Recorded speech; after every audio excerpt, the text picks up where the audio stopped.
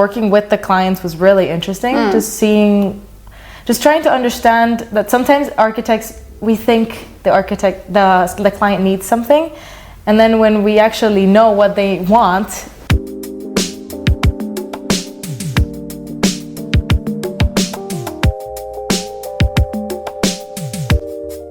Hello, this is ARCHIP podcast. I'm Regina Loukotova, and I have Estefania here. Hola. Hola. Hola, Estefania. Let's start with, let's say, your background. You are studying here now for one semester, so yes. We can begin with, what you have been studying before, where you come from, and so on. Okay, well, I come from Puerto Rico. This is my 4th year bachelor's back home. Here, my 3rd year, be considered. And I've been studying architecture for the last 4 years, and I love architecture. I decided to come to Prague because genuinely I love the city. I love how everything just feels very modern, and at the same time is a very good connection between history and also modern architecture. And yeah, like the opportunity to be able to be in an exchange abroad is just. And why Prague? Actually, how that happened? Well, it was very coincidental. Like I didn't really plan it out, but I saw that ARCHIP was an option, and I looked into it. I really liked the way that you guys work on the conceptual aspect of architecture, and I saw that the offer of courses that you guys could give me was very. It made me really interested in to be able to study all that. So it was pretty much just like a good balance between what I do back home and then what I could do here. And because we are preparing this podcast for our, let's say, audience, which might be the future students of ours, also their parents. So can you tell us a little bit more about, your high school, for example, what kind of high school you studied in, whether it was in Puerto Rico or somewhere else, and how did you become interested in architecture? Well, my dad is an architect, so we have an explanation. it has a background to it. But I have to say that it came very naturally. Like my high school courses were like very general courses, like let's say history, like general history, general science, and all that. And I think the natural way of explaining is that this is kind of funny for me, but I used to play a lot with like Minecraft and Legos and just like creating these structures and just understanding space and like just this spatial aspect of art. And I always liked art and also math, so just like the good combination between like the artistic and the technical part of it. I think just architecture is like the best combination of both. So it was more like a natural way of just falling into it. And the architecture, the bachelor program in Puerto Rico, how is it like? Well, it's a bachelor's in, they say like environmental design, but they start, of course, with the conceptual part of like understanding like the Gestalt laws and understanding how to like draw upon different conceptual aspects of just like art, and then you start focusing more on the structural aspects. We focus a lot on structure and just pretty much just like the basis of architecture. So it is an architecture school completely, but I think ARCHIP has a bit more conceptual in a certain sense. But your school also combines like art, perception of art, yes, of and course. then goes when you study further, then you go more into architecture profession, into what architecture is, exactly.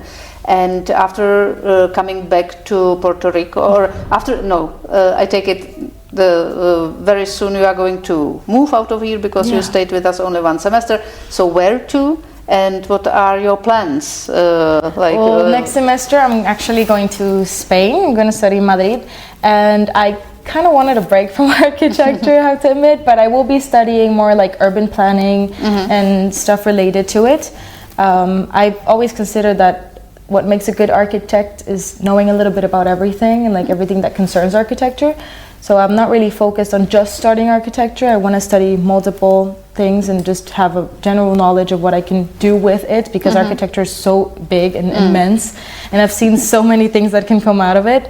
So my next steps is probably just traveling. I want to travel around more and be able to probably do internships of architecture outside of Puerto Rico, and then bring all that knowledge back to my country. That's my end goal. Your aim, and then later practice. Indeed, I can only confirm that architecture is broad. I feel it's becoming broader and broader. From the times when I was studying, we were almost only like buildings designers, but now the scope is much broader, and also you can really choose from a variety of different professions. So good. And now let's jump into our study program, because and to your project.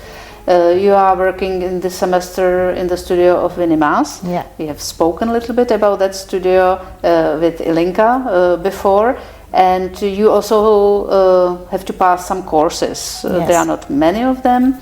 I think altogether you have like 6 of them and the studio.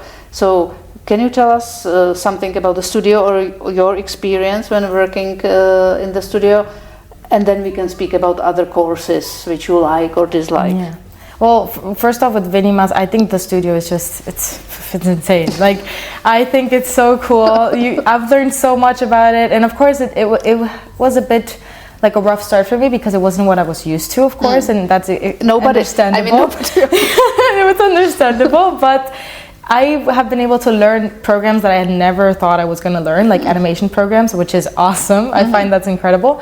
And I don't know, just being able to be with Winy and like see how he thinks and just understand his conceptual side of architecture it's insane. So I really appreciate the opportunity of being able to be with someone that can, it's just his mentality of architecture is just something that right now what we're doing, it's not something that we can actually even imagine. That's what's crazy of it. We have to start creating something from something that doesn't exist, which is crazy, but just it's a sky city. It's like, what is that? Yeah, exactly. I kind of I feel the same somehow, that when I am there looking at what you are doing or listening to your presentations, I immediately think about how I would design it or how I would do it, and I really feel like really training my brain that I have to be really study more and learn more to be able to actually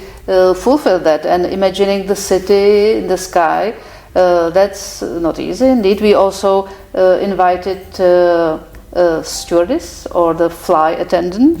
That was interesting to interview her. How is it to be up there? And probably she's coming for the final reviews as well. That would be great to see her input. So that's your main project, the studio.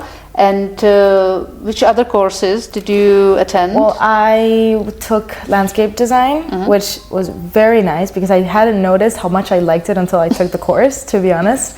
Even though you come from different, Puerto Rico is totally different landscape. And that's the thing, like our landscape is completely different, but yet I found it's such a nice way of looking at architecture and just connection with nature, and like I hadn't really expected for me to love it that much, but I really, really enjoyed it. And also the fact that we were able to go to really good designed projects, that was really good. The excursions were really good, and also the monument preservation class with history. Just being able to go through the city and look at the history, literally, and being explained by the teachers and the professors it's a very important way of learning, and something that I have to admit we don't have access to back home, because of course, like history of Europe, we can't really see it. We just see it through a screen, which is very different. So being able to actually appreciate it in person is very different and very nice. So. And also the sustainability class with Sean, it was a great course. It was incredibly So good. you picked the best, it looks Yes, I did. I chose the best professional, but honestly, my semester has been incredibly good. And I've learned so much. Nice to hear. And as you said at the beginning that you want to bring your knowledge to Puerto Rico. Yes. That makes me also happy. Yeah, and that's the goal. And so there were monument preservation, sustainable architecture, history, and history of art too, and also the Winy Maas studio. Yeah, but the history of art. This I am a bit always hesitant about, because here at our school we teach mostly European art, and also with the history of architecture. Then when I talk to our tutors, we are discussing, you know, how relevant it is. Indeed, we add some parts of the world architecture as well. Yeah. But I think mostly the focus is here on European art. How do you perceive that? Or well, I would love for it to be a more general worldwide view, but I have to admit most of the movements were based in Europe, like the ones that we know, and outside of Europe is very, very different. So I think you also have to take in context, like it's for Europeans to study European history is okay, you know, but when we're back home, that usually happens to us too, that we usually study history of Europe and we miss the fact that we're not in Europe, you know, like we should study our contextual history. So it would be nice that we could integrate more of the world, but at the same time I understand why it's mostly Europe. But for example, our tutor Hanka Benešovská, I think because she's Egyptologist, so she has the broader view, and she's always ready to, you know, to combine the world history and the European history. Also this semester, like in the middle, we had this Bageterie Boulevard workshop. That was awesome. So could you please say a few words about your experience with that workshop? Well, first of all, like working with the clients was really interesting. Just trying to understand that sometimes architects, we think the client needs something, and then when we actually know what they want, it's not necessarily what we thought. Exactly. So it was a great learning process because I have worked with clients before, but not in this type of workshop. It was much different, and just seeing how the end product was so simple, like they were looking for something so simple, and some of us went to very extremes, you know, like we have to change everything, like we have to fix everything because it has to be perfect. And it's like sometimes you don't have to go all the way. Sometimes it's just like you have to stick to what's necessary. So it was a great learning speaking process. about clients, that's also something which like education should bring to students, to explain that the client is not your enemy, you know. That was actually how we were taught a little bit, that you as an architect, you know how to design it, and client doesn't. So you know, that's what I meant, like usually we think we know more than them. So, it's right the opposite. So listening to the client and understanding, I think that's really crucial. And for us it was also a nice experience, that we enjoyed that. And you know, we always experiment with these workshops. We think it's wise to have a break in the middle of semester, that for you being so young, you know, 14 weeks with one semester, it could be, or could, you know, you could feel that it's an endless time, which we perceive a little bit differently. For us, it's like, you know, 1 week after another. So we thought that, you know, that you have a break from your, let's say, everyday's project and work on something different. That is interesting. So we are planning for more of such workshops, and indeed we already did some.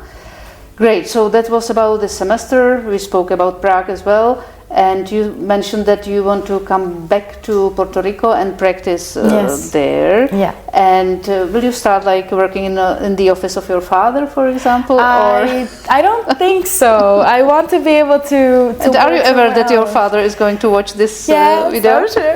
I know. But I think I would like to, because also like he always expresses like, I learned by myself in a way that I want you to be able to go through that again. And yes, of course, I can rely on him on multiple things, but I also believe in learning like through my own process, you know, like my own learning curve. So I would love to, actually, I'm actually looking for internships outside of Puerto Rico, probably even South Africa or so, like very far away. So hopefully this is a bit against my north, but I don't want to go back yet. But in the end, that's my goal. I still don't know if I want to practice as a conventional architect. Also, since I noticed I really like landscape architecture, something that's really shivering a bit my soil. So I'll just have to figure that out. But I know that since I studied architecture, I know how much I can do with it. So I'm not afraid of just going with it. And as you mentioned, Winy Maas, and your experience in his studio, he's also a landscape architect. He studied first landscape architecture and then architecture. So I think this combination, it could be really, really interesting. But back to your what you just said, maybe going to South Africa, then immediately in my head is Zoe, our student from South Africa. So probably can you, because our viewers and listeners are among, our potential students and their parents. So could you probably mention something about the environment, about other students, where they come from, or what friends you have here, or I have made really, really good friends that I'm actually sad that I have been avoiding that part. I don't want to say goodbye to them. But just that I was not expecting so many international students, that I have to say. I thought it was going to be much more Czech students. But I think it's incredible how many, such a broad spectrum in that sense. You have from literally every part of the world. And I've been able to meet such incredible people. But also that they know so much. They're so intelligent, and they just, the way that they learn or they express who they are through their culture and through architecture, to me it's also very interesting, because they all have very specific ways of focusing on certain things, and also contextual, just understanding their backgrounds. It's really, really interesting. No, that's what I hear quite often from our students, that what they are bringing with themselves to their home country is the number of friendships that actually this will last forever. That they keep still our first cohort, which started in 2011. Still they are somehow keeping in touch, and I hope that we are also going to improve in our alumni activities. So we try to keep you in touch with us, and also among the others. Last year, when we celebrated, it was more years ago, 10 years ago, then we invited our alumni. Now for our graduation ceremonies, we also invited them. So I know it's difficult to come back to Prague from Puerto Rico, but I mean, I could take a boat and take 3 months to get here, but that's something. That's something to do after you graduate. Then you can take your boat and just go. Thinking about sustainability. That's something that Sean has been very. He has explained it in a very interesting way, just how to be conscious. So that's what I mentioned about. Great. So I think that's all from my questions. Do you have some, or is there something you want to mention now, or never? I don't know. I'm really grateful for all that I've learned here, the experiences that I have been able to make, the friendships that I made too. They're really important for me right now. I'll miss them a lot. And I would recommend this exchange, genuinely. And I would love for more Puerto Rican students to come here too. I know that there's some that are interested actually, so it would be incredible. No, that's also it's not unique, but we have, I would say, 1 or 2 visiting students per semester. Those are from outside of Europe mostly, because when students come from European countries, then they are on Erasmus for us is a bit different in that sense. Or we also have students who come who transfer from other universities and they are finishing their degrees here, or indeed we have students who are studying entire programs here, either bachelor or masters. You mentioned that you would have expected more Czech or Slovak, you always say Czech and Slovak students here, and we don't have that many of them, but in total we are almost 100 students, and I would say 15 of them are come from here. The number is rising a little bit in last years, but I'm happy for that there is a mix of different nationalities. But on the other hand side, nowadays we don't have any Australians. We have nobody from New Zealand. From Africa, we have somebody from, let's say, Egypt, from North Africa, and we have Zoe from South Africa. Yeah, and Stella from Kenya. So that's also amazing. So it's some drops, but we also hope to have more. Anyway, thank you very much. No, thank you for being with us, and thank you to our virtual audience. And see you next time. Bye bye.